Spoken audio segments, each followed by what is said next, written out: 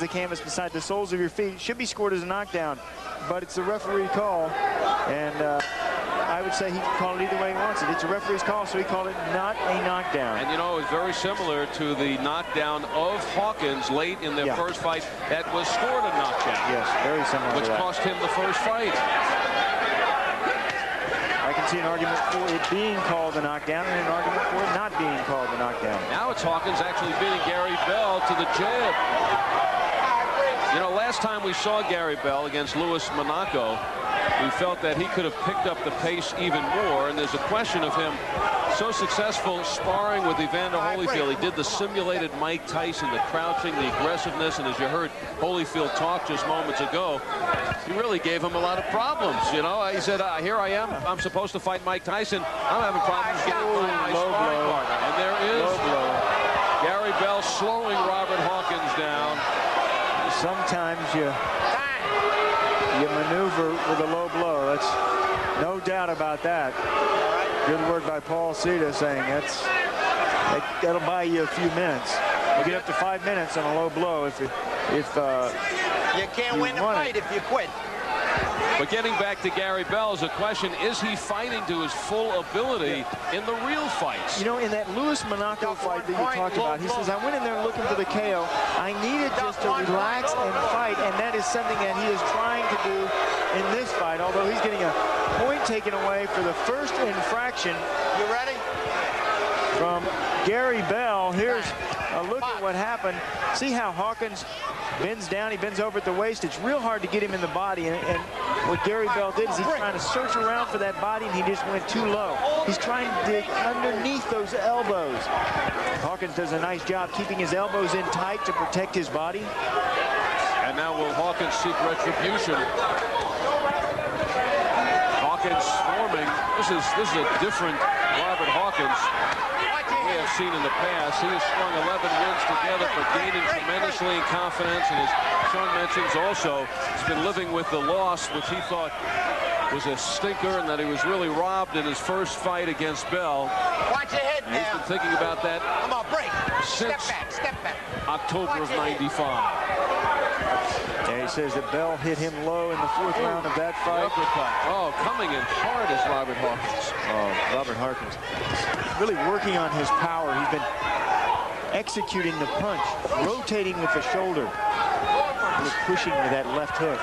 And now trying to take the fight inside. Watch that head. Watch that head. In the line, right there at the line of scrimmage, and he certainly has the weight over Gary Bell. Has Bell in the corner. And keep the fight inside. But what Robert Hawkins has to do, once he works his way inside, he's got a punch in there. His hands are free. Gary Bell just simply ties his hands up when they sit still. Right there, Hawkins got to start punching. Pull that left hand out and start punching inside. There's the one punch from Robert. You certainly see how this fight is changing in complexion. For Bell, he has to get to the jab. You got to keep Hawkins out there. Robert Hawkins with the right hand. He has been scoring with that since the opening round. Again, the right hand. Hawkins stunned with that right hand as Bell. And Gary got his rung. Gary Bell now has a cut on the right eyebrow. Robert Hawkins, the aggressor throughout this fight, trying to turn around an earlier defeat in his career at the hands of Bell, and also looking to hand Bell his first loss as a pro. Paul Sita trying to break up the two. 1 point has already been taken away from Bell for low blows.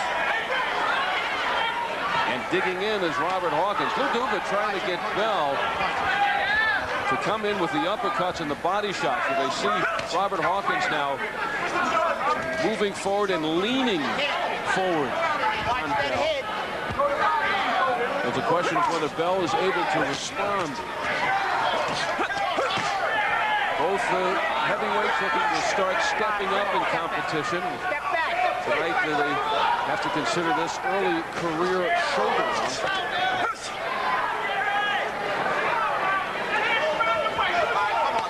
Nearly halfway through round number 4. Bell digging in, going to the body as instructed. Step back. Come on. Back.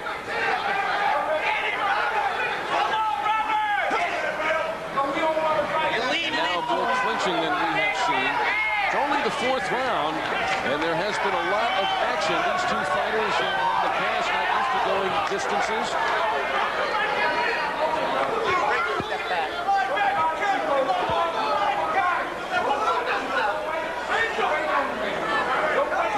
I think this is the longest Bell has gone without Hawkins right on top of him. Hawkins now laying back a bit here in the 4th. Change in strategy, and what a great opportunity for Bell. Right now is when he should start using that jab, picking Hawkins apart from the outside. And they have really been pleading with him in the corner to get the jab working. Oh, little wobble right there from Hawkins. You know, Hawkins comes in terrific shape, but he has used a lot of energy through those first 3 rounds and now into this 4th round. Well, he's still 13 pounds heavier than what he claims to be his best weight. Although he says he's in the gym, he says he's in, he thinks, better condition than most heavyweights. But yeah, over the last year, he has hovered between 235 and 240. Yeah, he says most heavyweights don't like to train. He says, I train hard every day, and they can't stay with me. There's a good combination from Bell. His fight is turning. And Hawkins comes in. Bell goes down. Will this count as a knockdown? Well, at the end of the last round, Gary Bell tumbling with Hawkins on top of him. And again, Paul Cito waves that off. Said it was not a knockdown, so Bell has been saved twice by referee's decision. And now Hawkins over Gary Bell, just as it appeared as if Bell was turning this thing around. Hawkins coming on at the end of round number 4. And right now, Hawkins on the attack. I tell you, Gary He has Bell backing up. taking a beating. You know, when you are a sparring partner in boxing, you're paid to take a beating day in, day out. And what Gary Bell has been going through in his career is taking a beating every day from Evander Holyfield. And it just wears on a fighter. Is that the way he learned how to fight? I mean, he is getting full X. I have not given a round to Gary Bell. Again, it's Robert Hawkins now with these big shots. Yeah, I even saw a profound difference in the style of Robert Hawkins in that last round, but Gary Bell did not capitalize. I think he missed a pivotal opportunity to take control of this fight. Gary Bell is wondering when Robert Hawkins is going to tire and slow down. So far, not showing any signs of that. And Robert Hawkins is wondering, when is Gary Bell going to go down to the canvas?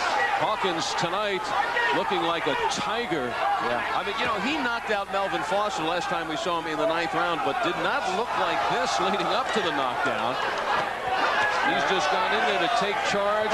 Right now, he's just trying to score with the home run. And I said he didn't go in there with Foster looking for the KO, but in this fight, he is looking. He is. Hasn't found it.